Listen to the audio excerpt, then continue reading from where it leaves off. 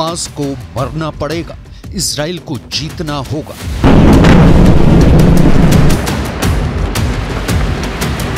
Gaza युद्ध को 3 महीने से ज्यादा का वक्त हो चुका है। 23,000 से ज्यादा फिलिस्तीनी इजराइल हमास के युद्ध में मारे जा चुके हैं। उत्तरी गाजा, दक्षिणी गाजा, मध्य गाजा और गाजा शहर में हमास के लड़ाके पूरा जोर लगा रहे हैं कि किसी तरह से इजरायली सेना को जमीनी युद्ध में हरा दें। लेकिन हाईटेक और घातक हथियारों से लैस इजरायली सेना बेरहम हमले कर रही है। हालात ये हो गए हैं कि हमास के टॉप कमांडर से लेकर आईडीएफ से मोर्चा लेने वाले हमास लड़ाके बहुत बड़ी तादाद में मारे गए हैं। हम आपको आगे बताएंगे कि कैसे अमेरिका भी अब गाजा में मारे जा रहे फिलिस्तीनियों की मौत पर आंखें मूंद रहा है और क्यों, और कैसे हमास के टॉप कमांडर अचानक बड़ी संख्या में मारे जाने लगे हैं। 8,000 मार डाले, 37,000 मारेंगे।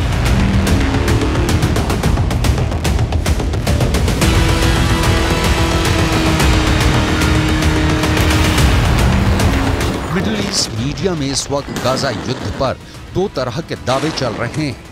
मिडिल ईस्ट मीडिया में यह खबर तेजी से उड़ रही है कि मिडिल ईस्ट और पश्चिम एशिया में मौजूद कई मुस्लिम मुल्कों ने अंदर ही अंदर हमास को घातक धोखा दिया है, जिसकी वजह से हमास अब गाजा में बुरी तरह से हारने लगा है। हमास चीफ इस्माइल हानिया और टॉप कमांडर याहिया सिनवार को भी अंदाजा नहीं था कि तुर्की जैसे मुस्लिम मुल्क हमास से गद्दारी करेगा। हमास को यह भी अंदाजा नहीं था कि मुस्लिम मुल्क कतर इजराइल के इशारे पर हमास को सरेंडर करने के लिए मजबूर करने लगेगा। हमास को मुस्लिम मुल्कों ने दिया धोखा।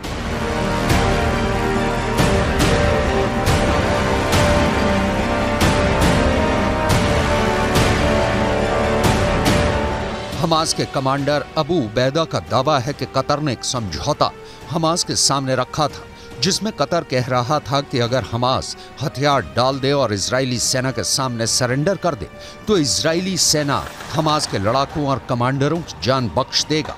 हमास के सामने कतर ने यह भी शर्त रखी थी कि हमास को गाजा छोड़ना पड़ेगा और पूरे गाजा में एक गैर हमास दलों की सरकार बनेगी। लेकिन हमास ने कतर, अमेरिका और इजराइल के सरेंडर समझौते को न सिर्फ ठुकरा दिया, बल्कि दिसंबर 2023 से 9 जनवरी 2024 के बीच कम से कम 10 बड़े हमले इजरायली सेना पर किए हैं।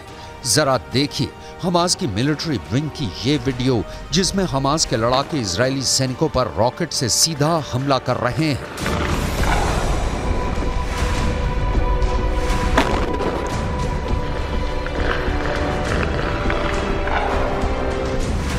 हमास मिलिट्री विंग के इस वीडियो में साफ देखा जा सकता है कि इजरायली लड़ाके गाजा सिटी में ऑपरेशन करने जा रहे हैं, लेकिन इसी बीच एक तबाह इमारत की बालकनी से रॉकेट से हमला किया जाता है, जो सीधे इजरायली सेना के पास आकर गिरता है। इसके अलावा हमास लड़ाकों को घातक हथियारों के साथ मलबे और तबाह वाहनों के पीछे से भी हमला करते हुए देखा जा सकता है।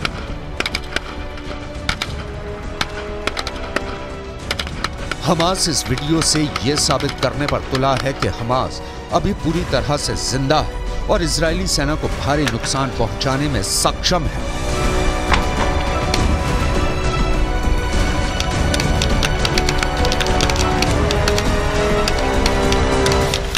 אתמול חשפנו באל בורג' את מפעל הייצור הרקטות ואמצעי הלחימה הגדול ביותר של החמאס.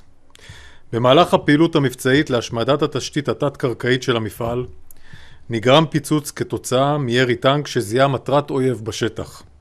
ככל הנראה, פגז של הטנק פגע בעמוד חשמל סמוך שגרם להפעלת המטען.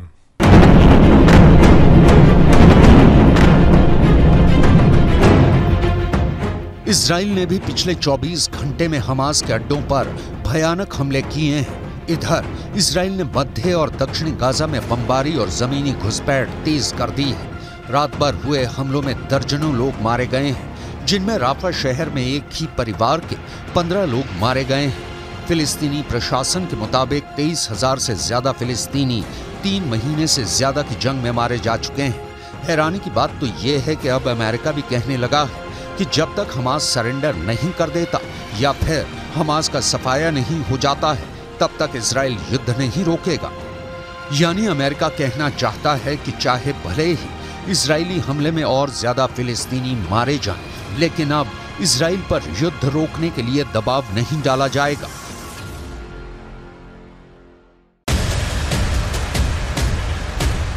इजराइल की राजधानी तेल अवीव से 9 जनवरी 2024 को आई इन तस्वीरों को देखिए, जहां पर अमेरिकी विदेश मंत्री एंटनी ब्लिंकन इजराइल के प्रधानमंत्री बेन्यामिन नेतन्याहू के साथ मीटिंग कर रहे हैं। नेतन्याहू के चेहरे को देखकर साफ अंदाजा लगाया जा सकता है कि उन्हें गाजा में हमले और तेज करने की हरी झंडी अमेरिका की तरफ से अमेरिकी विदेश मंत्री एंटनी ब्लिंकन दे रहे हैं।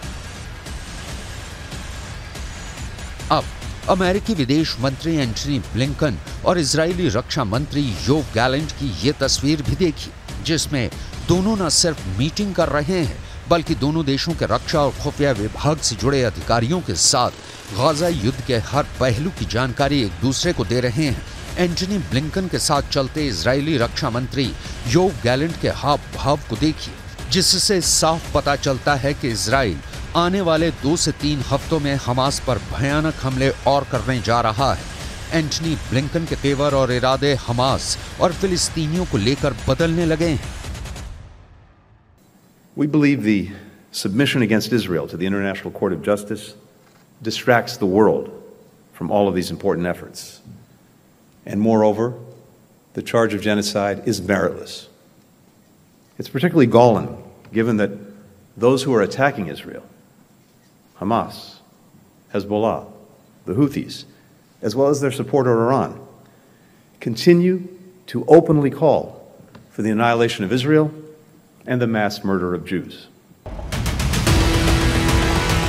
9 जनवरी को इजरायली पीएम और रक्षा मंत्री से मिलने के बाद 10 जनवरी 2024 को अमेरिकी विदेश मंत्री एंटनी ब्लिंकन फिलिस्तीनी राष्ट्रपति महमूद अब्बास से भी मिले।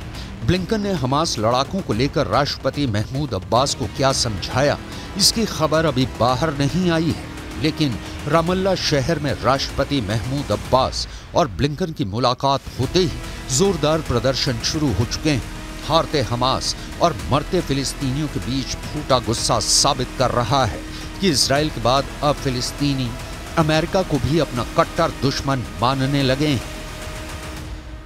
نطالب بالسلطة الفلسطينية بقطع العلاقات كلها مع الأمريكان ومع كل من يدعم هذا الاحتلال في حربه ضد الشعب الفلسطيني.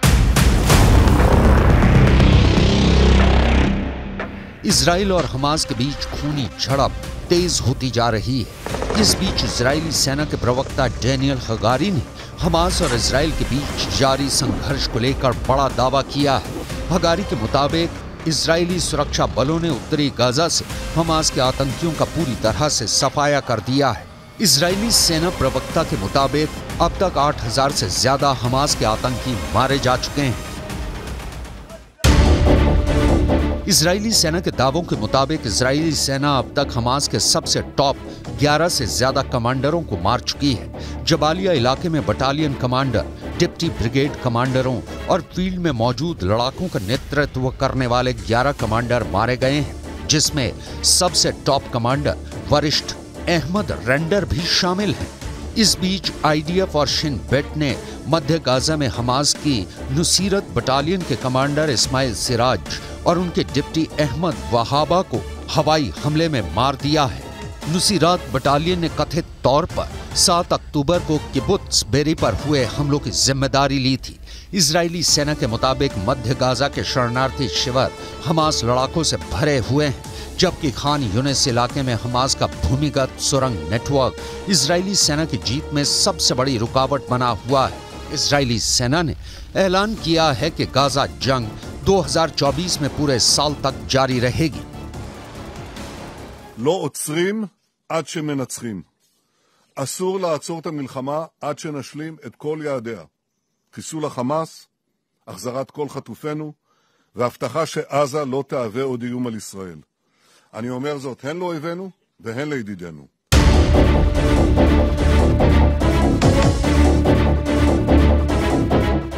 इजरायली सेना के प्रवक्ता डैनियल हगारी के मुताबिक दक्षिणी गाजा में हमास के लड़ाके अब पूरी तरह से एक्टिव हो गए हैं। इजरायली सेना का साफ कहना है कि दक्षिणी गाजा में अभी हमास के आतंकियों को खत्म करने में वक्त लगेगा, लेकिन जिस तरह से हमास के लड़ाकों के खिलाफ कतर और तुर्की जैसे मुल्क इजराइल का साथ दे रहे हैं, उससे ये तय हो चुका है कि अब हमास को ना तो ईरान और ना ही हिजबुल्लाह बचा पाएंगे।